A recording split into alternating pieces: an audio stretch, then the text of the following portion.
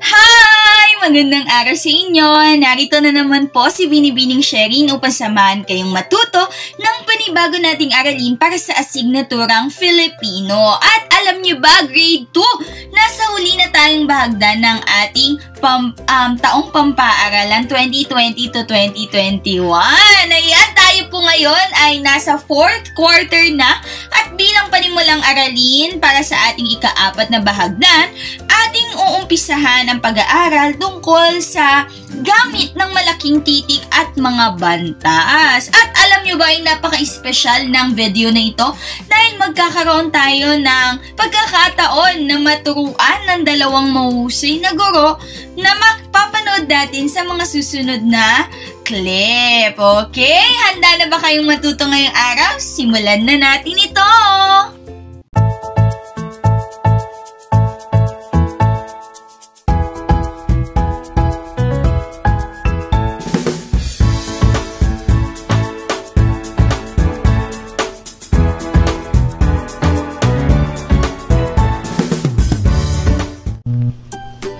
Hello mga bata! May tanong ako sa inyo. Paano natin isinusulat ang mga salitang to? Cebu, Disyembre, Lea Salonga, Lunes. Ganito ba dapat ang pagsulat ng mga salitang to? Ano sa tingin nyo? Hindi. Hindi ito ang tamang pagsulat ng mga salitang ito dahil parang nakakalat lang ang mga malalaking titik sa iba't ibang bahagi ng salita. Alam nyo ba na mayroon tayong tuntunin or guideline na sinusunod upang magamit natin ang mga malalaking titik ng maayos? Sa unang linggo ng ikalawang markahan or second quarter ay pag-aaral natin ang paggamit ng malalaking titik. Handa ka na ba? Yes, handa na. Kailan nga natin ginagamit ang malalaking titik? May 4 tayong paraan or 4 na tuntunin. Alamin natin ang bawat isa.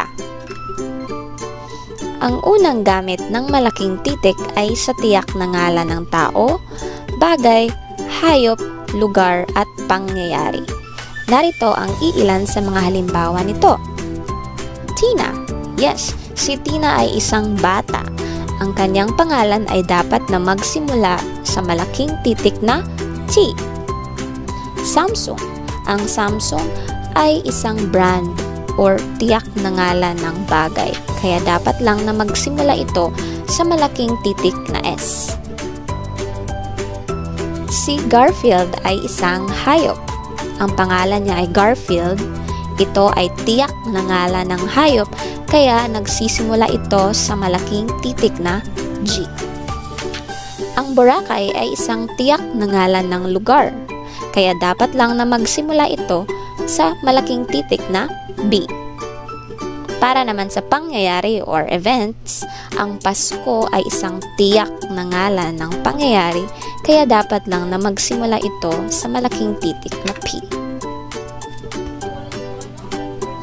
Ang ikalawang gamit ng malaking titik ay sa ngalan ng buwan at araw. Unahin natin ang mga ngalan ng araw. When you say araw, those are the days of the week. Una, Linggo, that's Sunday. Nagsisimula ito sa malaking titik na L. Lunes, pareho lang ng linggo, titik L na malaki. Martes, ang M ay dapat malaking titik. Miyerkules, ang M ay kapareho ng Martes. At Huwebes, ang H ay dapat na malaking titik. Biyernes, ang B ay dapat malaki ang titik. At ang S naman ay dapat malaki. Dito naman tayo sa mga ngalan ng buwan. When you say buwan, those are the months of the year.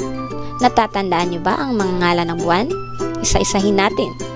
Enero, Pebrero, Marso, Abril, Mayo, Hunyo, Hulyo, Agosto, Setyembre, Oktubre, Nobyembre, at Disyembre. Yes, nakikita ninyo na ang mga salitang ito ay nagsisimula sa malalaking titik. Ang ikatlong gamit naman ng malaking titik ay sa pamagat ng kwento or story, kanta or song. at aklat or books. Unahin natin ang mga pamagat ng kwento or title of the stories. Tandaan, girls, na ang mga malalaking titik ay ginagamit lang sa simulang titik or panimulang titik ng isang salita sa pamagat. Okay, pansinin natin. Si Potpot masipag. Ang S, P at M ay mga panimulang titik sa bawat salita, kaya ito malaki. Ang inahing manok. Ang I at ang M ay dapat malaking titik dahil ito ang simulang titik sa bawat salita. At ang huling halimbawa naman ang kwentong Ang Hilig ni Tina. Diba? Ang A, H at T ay dapat malaking titik din. Sa pamagat naman ng kanta or title of songs ay dapat gamitin rin natin ang mga malalaking titik sa simula ng mga salita tulad ng tala. Ang kantang tala ay dapat nagsisimula sa malaking titik T. Ang kantang Magandang Asal ay dapat rin gawing malaking titik ang M at saka A. Ang maliliit na gagamba naman na awitin ay dapat ang M at G na maging malaking titik. Paano naman sa pamagat ng aklat? Paano natin ginagawang malaking titik ang mga simulang titik ng bawat salita? Helen Keller. Ang H at ang K ay dapat na malaking titik. Science Quest. Ang S at saka Q ay malaking titik.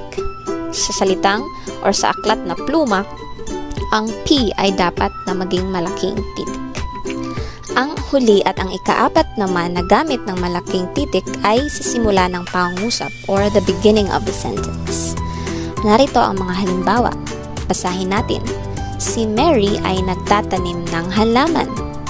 Ang salitang si ay nagsisimula sa malaking titik na S.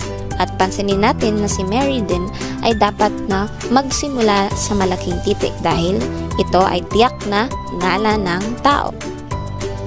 Paano naman sa pangungusap na ito? Ang bata ay nag-aaral. Ang salitang ang ay ang unang salita ng pangungusap. Kaya dapat lang na magsimula ito sa malaking titik na A. Dito naman sa pangungusap na to, sumasayaw si Ron. Sa salitang sumasayaw, dapat ang S ay malaki ang titik dahil ito ang simula, di ba? At ang pangalan naman ni Ron ay dapat na magsimula sa titik R dahil ito ay tiyak na ngalan ng tao. At ito namang pangungusap na to, masaya ang pamilya nila. Ang masaya ay dapat na magsimula sa malaking titik na M. Ngayon, subukan natin ang paggamit ng malalaking titik. Isulat sa iyong notebook ang mga sumusunod na salita gamit ang angkop na malaking titik. Handa ka na ba? Okay, may lapis at papel ka. Una, Pilipinas. Ikalawa, ang aso at ang pusa. Ikatlo, ako ay magalang. That's a sentence. Okay, ang ikaapat na bilang ay Huwebes. Ang ikalima naman ay Nobyembre. Okay, sige, ano-ano ang mga sagot sa mga bilang na to? Narito ang mga sagot. Sa unang bilang, Pilipinas ay dapat na magsimula sa malaking titik na P. Sa kwentong ito, ang aso at ang pusa, narito ang sagot. Ang A, sa ang, aso at pusa, ang P ay dapat na magsimula sa malaking titik. Ang ikatlo naman ay isang pangungusap. Dapat na magsimula ang ako sa malaking titik na A. At ang ikaapat naman ay Huwebes. Ang H ay dapat na maging malaking titik. At ang huling salita ay Nobyembre. Ang N naman ay dapat na maging malaking titik. Magaling! Nakuha mo! Yehey! Yes, tama ang mga sagot mo. Kaya, girls, tandaan, ang gamit ng malalaking titik ay sa tiyak na ngalan ng tao, bagay, hayop, lugar at pangyayari. Sa ngalan ng araw at buwan. Sa unang titik ng pamagat ng aklat, ng kwento, at kanta. At sa simula ng pangungusap. Kaya girls, tandaan natin ha. Salamat! Ngayon naman, ang pag-uusapan natin ay ang wastong paggamit ng mga bantas o punctuation marks sa Ingles. Maraming uri ng mga bantas pero ang tatalakayin lamang natin sa araw na ito ay 3. Ang tuldok, ang tandang pananong, at ang tandang padamdam. Ginagamit ang tuldok bilang panapos sa mga pangungusap na nagsasalaysay, naguutos, o nakikiusap. Halimbawa, mahalaga ang pag-aaral. Uminom ka ng tubig. Pakikuha mo ako ng maiinom. Ginamitan ng mga tuldok ang mga pangungusap na iyon dahil ang mga ito ay nagsasalaysay, naguutos, at nakikiusap. Ginagamit naman ang tandang pananong bilang panapos sa mga pangungusap na patanong. Halimbawa, anong oras na? Saan ka galing? Tandang padamdam naman ang sa mga kataga, parirala o pangungusap na nagsasaad ng matinding damdamin. Halimbawa, sunog! Natatakot ako! Sige nga, gamitin natin ang ating mga natutuhan tungkol sa mga bantas. Sabihin ninyo sa akin kung ano ang bantas ang dapat nating ilagay sa pangungusap. Saklolo, tulungan nyo kami! Anong mga bantas ang dapat nating ilagay? Mahusay, dapat nating gamitin ay ang tandang padamdam. Bakit? Dahil ang pangungusap ay nagsasaad ng matinding damdamin. O dito naman, anong bantas ang dapat nating gamitin? Nasaan kaya si tatay? Tama, ang dapat nating gamiting bantas ay ang tandang pananong. Bakit? Dahil ang nagsasalita ay nagtatanong kung nasaan ang kanyang tatay. Balikan natin ang ating mga napag-aralan. Ano-ano ang gamit ng malalaking titik? Ginagamit ito sa simula ng mga pangungusap.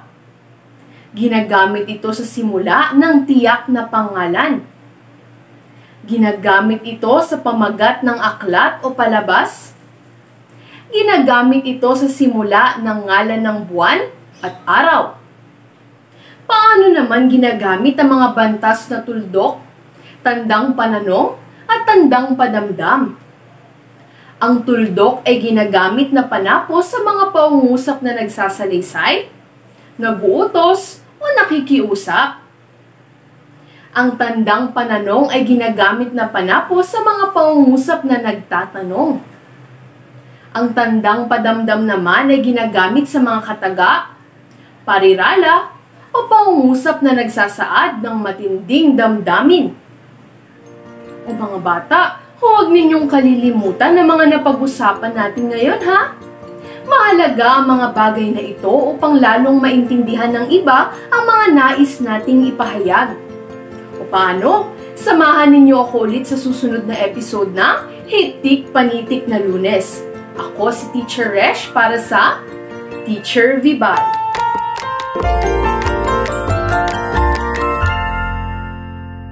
Ayan, maraming salamat sa inyo grade 2. Sana ay marami kayong natutuhan sa video na ito at magkita-kita tayo muli sa ating live sessions. Paalam!